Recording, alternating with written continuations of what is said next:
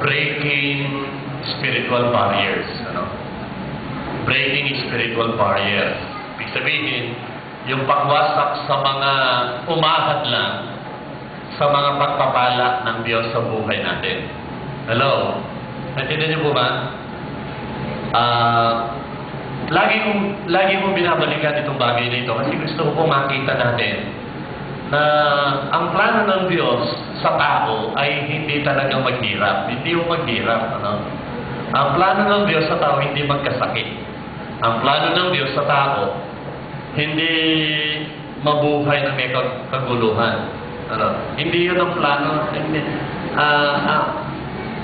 Ang ganda ng plano ng Panginoon. Sa pasimula pa lamang, talagang napakaganda na ng plano ng Panginoon.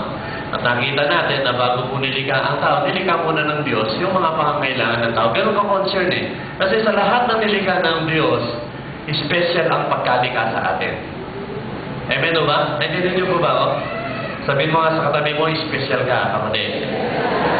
Special ang pagkalikha sa atin ng Diyos. So dapat maintindihan natin yun. Ano? Kaya lang yung special na pagkalikha ng Diyos sa atin, kakaiba doon sa paglikha ng Diyos sa mga anghel. Ano? Ang mga anghel kasi mga spiritual being. Kamukha ng Diyos, na espiritu, pero mas pinakamataas ng Diyos sa lahat ng mga spiritual being. Nandiyan po ba kayo? Ang mga anghel ay nilikha ng Diyos. Nasa kanila na ang pagkakataon. Ano? Ang pagkakahalitulad lang sa pagkalikha ng Diyos sa anghel, yung tinatawag na kalayaan. Ang mga anghel may kalayaan pumili. Kaya lang, ang mga anghel, pag pinili nilang sumuway sa Diyos, wala nang pagkakataon na ang mga anghel ay magsisi. Wala nang pagkakataon na ang mga anghel ay magbalik loob sa Diyos. Naintindihan niyo po ba? So, ang tao, nung nilikha ng Diyos, binigyan ng Diyos ang tao ng kakayaang magpasya. Yung tinatawag ng free will. Ano? Hindi tayo ginawang robot ng Panginoon.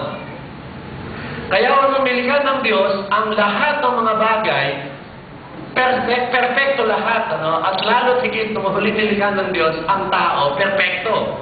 Walang pagkakamali. Na hindi katulad nung tayo ay nag-aaral pa sa isang alamat na minsan daw ang Diyos ay lumikha ng tao, ang ginawa, kumuha ng alabok, tapos nung kinuha niya ang alabok, niluto ng Diyos, nung niluto ng Diyos para magtubigas, ang ginawa ng Diyos na masyal daw. Naman nagtagal daw ang Diyos sa pamamasyal, nasunog daw yung tao, kaya yun daw yung naging negro. Ang ginawa ng Diyos, sabi niya, ulitin-uli. Gano'n yun sa alamat, elementary, pinag-aaralan yun naintindihan niyo ba? Gano'n. Pero hindi gano'n sa totoong kasaysayan ng banal na kasulatan. Noong nilikha ng Diyos, ang tao, perfecto. Walang pagkasira, walang kasalanan. Kaya lang, bago nilikha ng Diyos ang tao, ang anghel ay nagkasala na sa pangunguna ni Lucifer. Si Lucifer, napakaganda ng kanyang pangalan. Ang salitang Lucifer, ibig sabihin din, morning star. Bright morning star. Yun ang ibig sabihin ng Lucifer Hello? Yun ang ibig sabihin ng Lucifer. Kaya lang, nung magkasala si Lucifer, naalis yung title na pagiging Lucifer sa kanya, ipinangalan sa kanya ay Satanas, na ibig sabihin the evil one. So si Satanas, yung pinaka-masama, pinaka-makasalanang anghel sa balat ng langit. Yun ang ibig sabihin ng Satanas. Yung Lucifer, inilipat sa ating Panginoong Jesucristo. Isang pangalan ng Panginoong Jesucristo is Lucifer.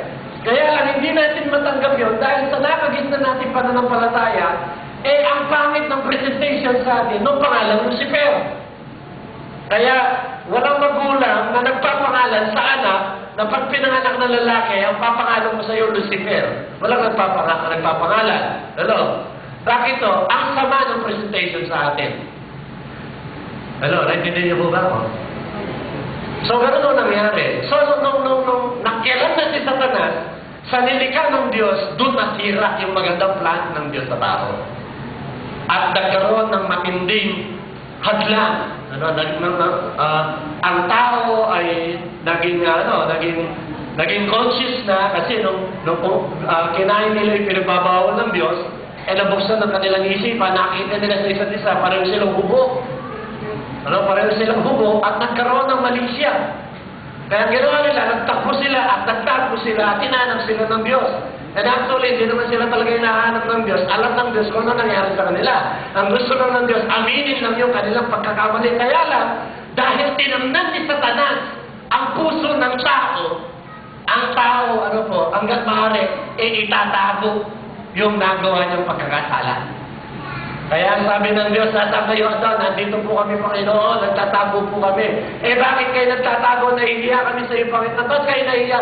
Hubad po kami. Ba't yun alam hubad kayo? Dinahin niyo ba yung buong kawin na pinagbabawal ko? Sabi ng Diyos. Sa halip na sumagot si Adan, na opo, Panginoon, ang sinagot ni Adan, yung po kasing babae binigay niyo sa akin. Hinarap ng Diyos yung babae na si Eva, at tinanong ni Eva, kinain mo ba talaga yung buong kawin na pinagbabawal ko? Eh yung po kasing ahas. Ibig sabihin, itinatago talaga kung ano yung pagkukulang, kung ano yung pagkakasala, gano'n ang karakter ng tao na magkasala. At ang dami nangyari sa buhay ng tao. Andun na yung nagkasakit, doon na nalagay yung tinatawag na galit poon kay Abel at kay Cain pala, nagkaroon na ng pagkaingit si Cain kay Abel, kaya pinatay ni Cain si Abel. At nagkasala ang tao sa panahon ni Noah at nakita ng Diyos at sabi niya, nagsisisi ako kung bakit ko nilikha ang tao. Ako yung pagsisising doon, nalungkot ako.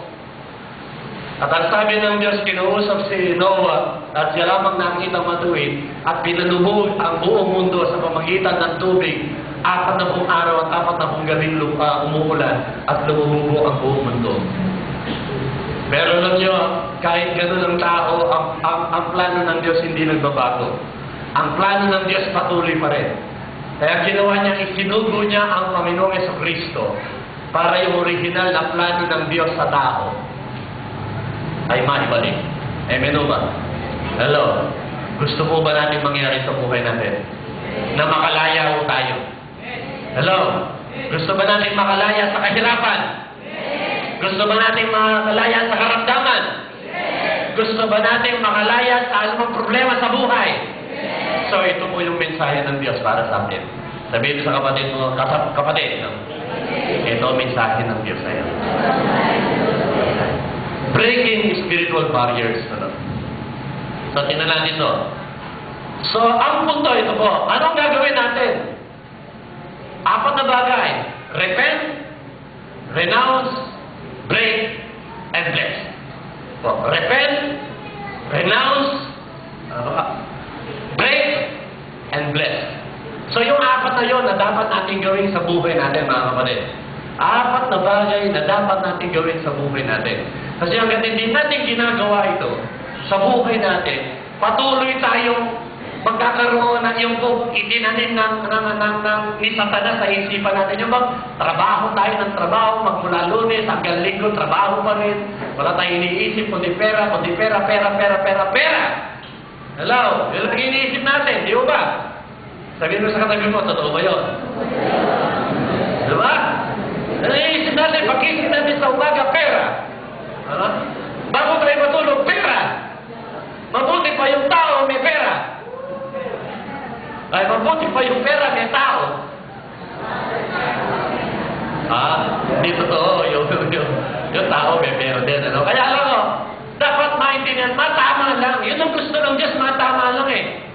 Kaya marami Kristiyano, pag tinanong mo, kumusta ka na kapatid? 5 years na Kristiyano, kumusta ka na kapatid? Eto, kaya pa rin ng dati.